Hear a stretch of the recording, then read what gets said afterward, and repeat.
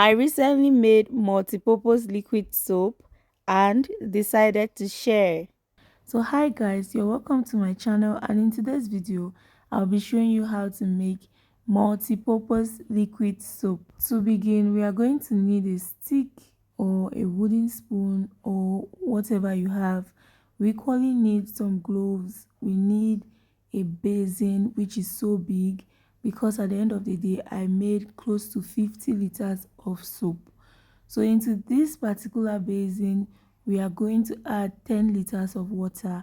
Proceed to add a nitrosol and mix. Nitrosol serves or acts as a thickener when it comes to making liquid soap. So it is usually the very first chemical that is added to water. Please check out the description box. I'll list every single item used and where you can purchase them in Cameroon in the description box. In a separate bucket or bowl, I'll be adding SLS, also known as sodium lauryl sulfate, and this looks like rice. It is a foaming agent and I'm going to dissolve with 3 liters of water. I usually just love to dissolve my chemicals in different buckets. This is so as to avoid particles of it remaining undissolved in my soap or taking longer to dissolve.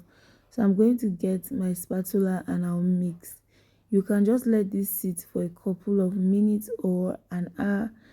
It is going to dissolve by itself. Now to another bucket, add in 3 liters of water and then proceed to add in Texapon. Texapon is gel-like in nature. Once you want to buy this particular one, you're going to realize that it is very, very jiggly. It is just like gel. So this is what we call Texapon, and Texapon is a foaming agent. Over to the next chemical we have. This is caustic soda, which has been dissolved in water. This is actually very hot and this is a cleaning agent. This actually looks like ice particles. I'll leave a picture of it on the screen. And so this is the next we add after nitrosol. So for our very next chemical, we have here with us soda ash. Soda ash and caustic soda are actually of the same family because they serve almost the same purpose. It is equally a cleaning agent and it is equally very hot. So you're going to add water to it and stir. Now, to correct you guys, please, when making your soap, please wear a face mask. It is going to prevent some chemical particles from getting into your nostrils. These chemicals are one of the many reasons why we wear gloves, so they do not cause a harsh reaction on our hands. My sister suffered a reaction and I'll definitely show you guys how her palms reacted. So we are going to add a soda ash to our nitrosol. Mind you, we have added caustic soda, and as you can see, it was not fully dissolved. You're going to let it dissolve. You might be wondering how this nitrosol got to this extent. Well, I added more water because I realized that it became thicker. In this video, I'll show you all you need to know about making liquid soap, so stay with me till the end. Remember our Texapon, this is it. It has dissolved and we are adding it. Make sure it fully dissolves before adding it to your liquid soap. So far, we have nitrosol, we have caustic soda, we have soda ash, and we have Texapon. So we are just going to continue to mix this. Everything you need to know about liquid soap, or making liquid soap I'd rather say, I'll give you guys the full gist. So stay with me. So remember our SLS, it has fully dissolved and we are going to add it. Remember the chemical that looked like rice, it actually has dissolved. As you can see, we have added it to our liquid soap and we are just going to continue to mix. So it has become very foamy, and the very next item we'll be adding, or chemical I rather say, is foam booster. This actually helps boost the foam in our soap. It makes it froth and that is why we are adding it. So we are going to proceed to add our perfume. This gives your soap a very pleasant smell, and you can get this from any local shop where they sell soap items. I actually realized that this is just like regular perfumes one wears. So the next thing we are going to do is dissolve our color and we went in for green.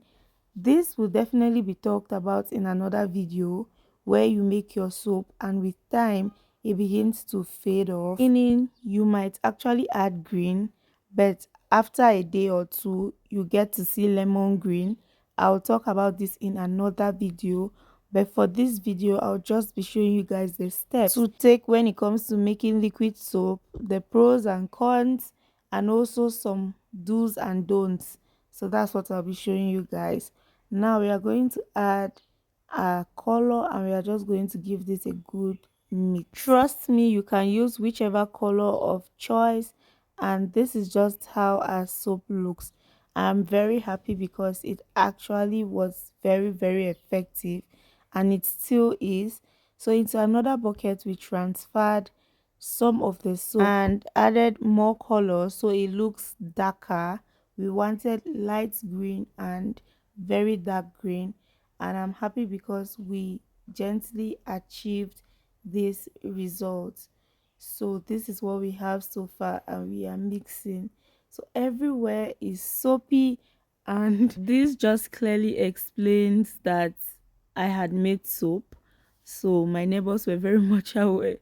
So we'll be using these containers to actually package our soaps. We actually used to sell this, but we stopped because chemicals were so difficult to find, especially in the market. So most times we now make them for home use. However, we might start selling them again. We don't know, keeping our fingers crossed. Now we are just going to let our soap settle. That's what we did, and we let it sit for about 3 to 5 hours.